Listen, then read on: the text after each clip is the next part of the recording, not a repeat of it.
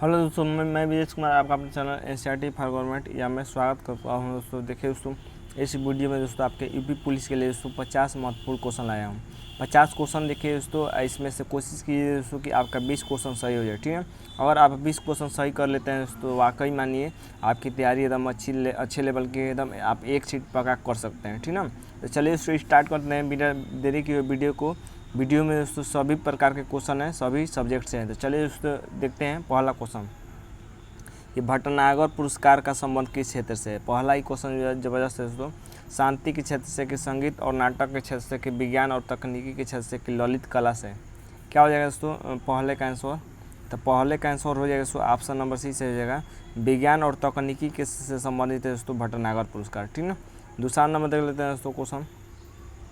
दूसरा है कि सौर मंडल की खोज किसने की थी। बताइए कि सौर मंडल की खोज किसने की। कापरनिकस ने, कैपलर ने, कि आर्यभट्ट ने, कि न्यूटन ने। क्या हो जाएगा दूसरे का आंसर दोस्तों? दूसरे का हो जाएगा दोस्तों ऑप्शन नंबर ए, कापरनिकस ने दोस्तों सौर मंडल की खोज की थी, ठीक है। तीसरा नंबर क्वेश्चन देख लेते हैं दोस्तों। तीसरा नंबर है कि लोटस नाम दिया गया है। तो लोटस किसका नाम दिया गया है? फूल का, कि रिएक्टर का, कि कंप्यूटर सॉफ्टवेयर का, कि इनमें से कोई नहीं। क्या हो जाएगा तीसरे का दोस्तों? तीसरे का हो जाएगा ऑप्शन नंबर सी से हो जाएगा, कंप्यूटर सॉफ्टवेयर का। अपना कमेंट बॉक्स में स्कोर जरूर बताइएगा दोस्तों कि आपका स्कोर कितना आ रहा है, ठीक है। एकदम महत्वपूर्ण क्वेश्चन है, एकदम एक सीट पक्का ही करना है इस बार। देखते हैं दोस्तों कि भगवान बुद्ध की मृत्यु किस स्थान पर हुई थी। महत्वपूर्ण क्वेश्चन है। कुशीनगर में, कपिल वस्तु में, सारनाथ में, कि हस्तिनापुर में। देखिए दोस्तों स्पीड टेस्ट है तो प्रैक्टिस सेट है, तो ज़्यादा मैं बताने की कोशिश नहीं करूँगा, ठीक ना। कॉल आपको बताने लायक समय दे रहा हूँ, आप उसमें बताइए। तो पहले का चौथे का आंसर हो जाएगा दोस्तों पहला, कुशीनगर हो जाएगा, ठीक ना। तो मृत्यु कहाँ किस स्थान पर हुई थी? तो कुशीनगर में हुई थी, ठीक ना। सारनाथ में प्रथम उपदेश दिया था दोस्तों, याद रखिएगा। अगला देख लेते हैं दोस्तों, लोकसभा में कोरम पूर्ति के लिए कम से कम कितने सदस्य की ज़रूरत होती है। तो कोरम पूर्ति के लिए दोस्तों, कोरम पूर्ति याद रखिए, कोरम पूर्ति के लिए कितने सदस्य की ज़रूरत होती है। कुल सदस्यों का 1/3 भाग, कुल सदस्यों का 1/4 भाग, कुल सदस्यों का 1/6 भाग, कुल सदस्यों का 1/10 भाग। क्या हो जाएगा आंसर दोस्तों पाँचवें का? तो पाँचवें का ऑप्शन नंबर डी से हो जाएगा दोस्तों, ऑप्शन नंबर डी से हो जाएगा। कुल सदस्यों का 1/10 भाग होता है दोस्तों कोरम पूर्ति, ठीक ना। महत्वपूर्ण क्वेश्चन है, एकदम स्टार लगा लीजिएगा इसको। अगला क्वेश्चन है दोस्तों कि भारत के प्रधानमंत्री पद के लिए उम्मीदवार को कम से कम कितनी आयु होनी चाहिए। तो प्रधानमंत्री बनने के लिए दोस्तों कितनी आयु होनी चाहिए? कम से कम 25 वर्ष, 30 वर्ष, की 35 वर्ष, की 40 वर्ष। क्या हो जाएगा सी का आंसर दोस्तों? तो सी का ऑप्शन नंबर ए से हो जाएगा दोस्तों, 25 वर्ष होनी चाहिए, ठीक ना। अगला देख लेते हैं 7 नंबर। 7 नंबर है दोस्तों कि उच्च न्यायालय के मुख्य न्यायाधीश की नियुक्ति कौन करता है। बताइए कि उच्च न्यायालय के मुख्य न्यायाधीश की नियुक्ति कौन करता है। राष्ट्रपति, भारत का मुख्य न्यायाधीश, राज्य का गवर्नर, कि भारत के प्रधानमंत्री। 7 का क्या हो जाएगा आंसर दोस्तों? तो 7 का ऑप्शन नंबर ए हो जाएगा, राष्ट्रपति करता है दोस्तों उच्च न्यायालय के मुख्य न्यायाधीश की नियुक्ति। 8 नंबर देख लेते हैं दोस्तों कि गांधी जी ने दांडी मार्च 1930 में किन के विरोध में किया था। तो किन के विरोध में दोस्तों 1930 में दांडी मार्च किया था दोस्तों गांधी जी ने। हरिजनों पर विभत्सता के कारण, कि कांग्रेस का दमन के कारण, कि दमन पर टैक्स अधिरोपण के कारण, कि सांप्रदायिक पुरस्कार के कारण। तो किस कारण किया था दोस्तों दांडी मार्च? क्या हो जाएगा 8 का आंसर? 8 का ऑप्शन नंबर सी से होगा कि नमक पर टैक्स अधिरोपण के कारण दोस्तों दांडी मार्च शुरू किया था गांधी जी ने। 9 नंबर देख लेते हैं दोस्तों कि निम्नलिखित में से कौन सा देश विश्व का सबसे बड़ा मुर्गी उत्पादन का निर्यात करता है। क्या हो जाएगा 9 का आंसर दोस्तों? तो 9 का आंसर हो जाएगा दोस्तों ऑप्शन नंबर बी से हो जाएगा, चीन हो जाएगा, ठीक ना। 10 नंबर देख लेते हैं दोस्तों कि निम्नलिखित में से सबसे अधिक सोना किस देश में उत्पादन किया जाता है। तो सबसे अधिक सोना किस देश में उत्पादन किया जाता है? चीन में, दक्षिण अफ्रीका में, ब्राज़ील में, कि भारत में। कि क्या हो जाएगा दोस्तों 10 का आंसर? 10 का ऑप्शन नंबर बी से हो जाएगा दोस्तों, दक्षिण अफ्रीका में दोस्तों सोना उत्पादन किया जाता है, ठीक ना, सबसे अधिक। 11 नंबर देख लेते हैं दोस्तों कि किसके साथ यहूदी मेनुहीन संबंधित है। यहूदी मेनुहीन किसके साथ संबंधित है? वायलिन के साथ, सितार के साथ, पियानो के साथ, कि कांगो के साथ। क्या हो जाएगा 11 का आंसर दोस्तों? तो 11 का ऑप्शन नंबर ए हो जाएगा दोस्तों, वायलिन के साथ संबंधित है, ठीक ना। 12 नंबर देख लेते हैं दोस्तों कि भारत में अंकलेश्वर किसके उत्पादन के लिए जाना जाता है। कोयला के लिए, यूरेनियम के लिए, लौह अयस्क के लिए, कि पेट्रोलियम के लिए। क्या हो जाएगा 12 का आंसर दोस्तों? तो 12 का ऑप्शन नंबर डी से है दोस्तों, पेट्रोलियम के लिए दोस्तों पेट्रोलियम उत्पादन के लिए जाना जाता है अंकलेश्वर। 13 नंबर देख लेते हैं। 13 नंबर है कि पेस मेकर का संबंध किससे है, किडनी से है कि मस्तिष्क से है कि फेफड़ा से है कि दिल से है। क्या हो जाएगा 13 का आंसर दोस्तों? तो 13 का दोस्तों ऑप्शन नंबर डी से होगा, दिल से संबंधित है पेस मेकर, ठीक ना। 14 नंबर देख लेते हैं कि भारत में सबसे अधिक किस प्रकार की मिट्टी पाई जाती है। मोस्ट इंपोर्टेंट है, एग्जाम में ये पूछा हुआ क्वेश्चन है। लैटेराइट मिट्टी, काली मिट्टी, एलुवियल मिट्टी की मर्सी मिट्टी। क्या हो जाएगा 14 का आंसर दोस्तों? तो 14 का दोस्तों ऑप्शन नंबर सी से होगा, एलुवियल मिट्टी। एलुवियल मिट्टी दोस्तों सबसे अधिक प्रकार की मिट्टी पाई जाती है, ठीक ना, अधिक प्रकार की है। 15 नंबर देख लेते हैं कि बेकिंग सोडा का रासायनिक नाम क्या है। बताइए कि बेकिंग सोडा का रासायनिक नाम क्या है। सोडियम कार्बोनेट है कि सोडियम बाइकार्बोनेट है कि सोडियम क्लोराइड है कि सोडियम हाइड्रा ऑक्साइड है। क्या हो जाएगा दोस्तों बेकिंग सोडा? तो ये क्या हो जाएगा 15 का था, 15 का हो जाएगा दोस्तों ऑप्शन नंबर बी से हो जाएगा, सोडियम बाइकार्बोनेट। सोडियम बाइकार्बोनेट को दोस्तों बेकिंग सोडा कहते हैं, ठीक ना, बेकिंग सोडा या खाने का सोडा कहते हैं। अगला देख लेते हैं दोस्तों, वायुमंडल के किस भाग में ओजोन की मात्रा सबसे अधिक पाई जाती है। तो ओजोन की मात्रा सबसे अधिक किस भाग में पाई जाती है। आयनोस्फीयर में, मेसोस्फीयर में, स्ट्रेटोस्फीयर में कि ट्रोपोस्फीयर में। क्या हो जाएगा 16 का आंसर दोस्तों? तो 16 का ऑप्शन नंबर सी से हो जाएगा दोस्तों, स्ट्रेटोस्फीयर में दोस्तों सबसे अधिक मात्रा में पाई जाती है ओजोन। अगला देख लेते हैं दोस्तों 17 नंबर। सभी महत्वपूर्ण क्वेश्चन है दोस्तों, आप खुद देख रहे हैं तो आपको लग रहा होगा कि क्वेश्चन अच्छे लेवल के है कि नहीं, ठीक ना। अगला देख लेते हैं 17 नंबर कि टांका का मिश्र धातु है। टांका किसका मिश्र धातु है। तो टांका किसके किसके मिलाने से बनता है दोस्तों। टीन और जस्ता के, टीन और शीशा के, जस्ता और शीशा के, कि जस्ता एवं तांबा के। क्या हो जाएगा 17 का आंसर दोस्तों? तो 17 का ऑप्शन नंबर बी से है दोस्तों, टीन और शीशा। टीन और शीशा के मिश्रण से दोस्तों टांका यानी शोल्डर बनता है, ठीक है। 18 नंबर देख लेते हैं। 18 नंबर है कि बेकरी में ब्रेड बनाने के लिए ईस्ट का उपयोग क्यों किया जाता है। तो बेकरी में दोस्तों ब्रेड बनाने के लिए ईस्ट का प्रयोग क्यों किया जाता है, ये पूछ रहा है। ब्रेड को कठोर बनाने के लिए, ब्रेड को मुलायम और लचीला बनाने के लिए, ब्रेड को आहार मूल्यता बढ़ाने के लिए, ब्रेड को ताज़ा रखने के लिए, किस लिए किया जाता है दोस्तों ईस्ट का प्रयोग। क्या हो जाएगा 18 का आंसर? तो 18 का ऑप्शन नंबर बी से हो जाएगा दोस्तों, ब्रेड को मुलायम और लचीला बनाने के लिए दोस्तों ईस्ट का प्रयोग किया जाता है, ठीक ना। 19 नंबर देख लेते हैं दोस्तों। 19 नंबर है कि निम्नलिखित में से कौन सी पर्वत की श्रृंखला सबसे पुरानी है। तो सबसे पुरानी पर्वत श्रृंखला कौन है, ये पूछ रहा है। हिमालय है, अरावली है, नीलगिरी है कि सतपुड़ा है। क्या हो जाएगा 19 का आंसर दोस्तों? 19 का ऑप्शन नंबर 20 है दोस्तों, अरावली है, ठीक ना। 20 यानी 20 नंबर देख लेते हैं कि खेतरी स्थान राजस्थान में उत्पादन के लिए प्रसिद्ध है। तो खेतरी किस लिए प्रसिद्ध है। जस्ता के लिए, तांबा के लिए, इस्पात के लिए कि एल्युमिनियम के लिए। क्या हो जाएगा 20 का आंसर दोस्तों? 20 का ऑप्शन नंबर 20 है दोस्तों, तांबा के लिए प्रसिद्ध है दोस्तों खेतरी, ठीक ना। 21 नंबर देख लेते हैं दोस्तों, निम्नलिखित में से किसका सती प्रथा उन्मूलन में मुख्य स्थान है। तो सती प्रथा के उन्मूलन में किसका मुख्य स्थान है दोस्तों। लॉर्ड इरविन का, लॉर्ड बेंटिंग का, लॉर्ड हेस्टिंग का कि लॉर्ड रिपन का। क्या हो जाएगा 21 का आंसर दोस्तों? तो 21 का ऑप्शन नंबर 20 है दोस्तों कि लॉर्ड बेंटिंग का, विलियम बेंटिंग कह सकते हैं, इन्होंने सती प्रथा का उन्मूलन किया था। अगला देख लेते हैं दोस्तों 22 नंबर, परंपरागत नृत्य मोहिनी अट्टम किस राज्य का नृत्य है। महत्वपूर्ण क्वेश्चन लाया है दोस्तों, सभी महत्वपूर्ण क्वेश्चन है, ठीक है। कमेंट बॉक्स में आपका स्कोर जरूर बताइए। आंध्र प्रदेश, केरल, कर्नाटक की तमिलनाडु। क्या हो जाएगा 22 का आंसर दोस्तों? तो 22 का दोस्तों ऑप्शन नंबर 20 है जाएगा, केरल का दोस्तों मोहिनी अट्टम है, ठीक ना, मोहिनी अट्टम। कुचिपुड़ी कहाँ का है दोस्तों? तो ये आंध्र प्रदेश का कुचिपुड़ी है, ठीक ना, महत्वपूर्ण है, याद रखिएगा। अगला देख लेते हैं दोस्तों 23 नंबर, ये कोराकोरम हाईवे जोड़ता है। तो कोराकोरम हाईवे किसको जोड़ता है। पाकिस्तान और अफगानिस्तान को, पाकिस्तान और चीन को, पाकिस्तान और अकलाई चीन को कि जम्मू और श्रीनगर को। क्या आ जाएगा 23 का आंसर? और 23 का दोस्तों ऑप्शन नंबर सी से जाएगा, पाकिस्तान और अकलाई चीन को दोस्तों, अक्साई होना चाहिए यहाँ पर, अक्साई चीन को जोड़ता है, ठीक ना, कौन, कोराकोरम हाईवे। अगला देख लेते हैं दोस्तों 24 नंबर। 24 है कि जर्मनी का लौह पुरुष किसे कहा जाता है। महत्वपूर्ण क्वेश्चन है, ये एग्जाम में पूछा हुआ क्वेश्चन है कि जर्मनी का लौह पुरुष किसे कहा जाता है। ओटो वान बिस्मार्क को, एडोल्फ हिटलर को, नेपोलियन द्वितीय को कि इनमें से कोई नहीं। क्या हो जाएगा 24 का आंसर? 24 का ऑप्शन नंबर ए है दोस्तों कि बिस्मार्क को दोस्तों जर्मनी का लौह पुरुष कहते हैं, ठीक ना। भारत का लौह पुरुष किसे कहते हैं, जरूर कमेंट बॉक्स में बताइए। 25 देख लेते हैं दोस्तों। 25 है कि हर्षवर्धन के समय कौन सी चीनी यात्री भारत आया था। महत्वपूर्ण क्वेश्चन है, मोस्ट इंपोर्टेंट है दोस्तों, मोस्ट इंपोर्टेंट है। बताइए इसका कि कौन दोस्तों चीनी यात्री आया था हर्षवर्धन के समय। ह्वेनसांग आया था कि इत्सिंग आया था कि फाइयान आया था कि निस्का आया था। देखिए दोस्तों ये थोड़ा PDF ख़राब इसलिए बन जा रहा है क्योंकि मैं मोबाइल से वीडियो बनाता हूँ, तो थोड़ा ख़राब वीडियो बन जाता है, तो उतना आप मैनेज कर चलिएगा, ठीक है। 25 का क्या हो जाएगा दोस्तों, 25 का ऑप्शन नंबर ए हो जाएगा दोस्तों, ह्वेनसांग दोस्तों आया था हर्षवर्धन के शासनकाल में, चीनी यात्री था, याद रखिएगा। ग्रे क्रांति यह शब्द किससे संबंधित है। ग्रे क्रांति किससे संबंधित है, ग्रे यानी भूरी क्रांति, ठीक ना। टेलीकॉम से, मछली उद्योग से, ऊन से कि तिलहन से, क्या हो जाएगा 26 का आंसर। तो 26 का ऑप्शन नंबर 20 है दोस्तों, मछली उद्योग से संबंधित है ग्रे क्रांति।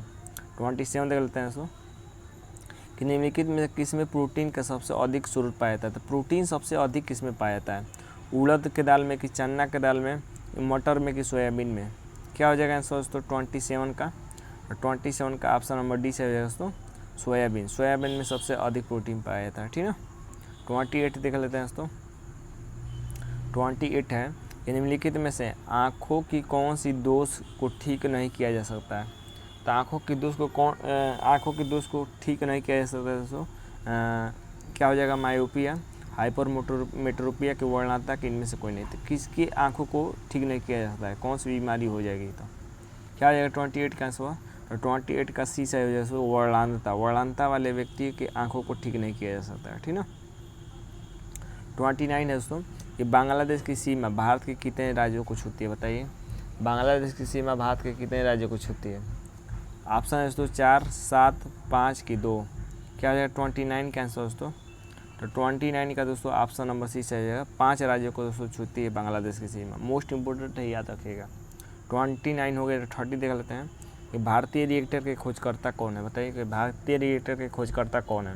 ऑप्शन है दोस्तों William Harvey, Edward Jenner, Michael Faraday कि एनरिको फर्मी।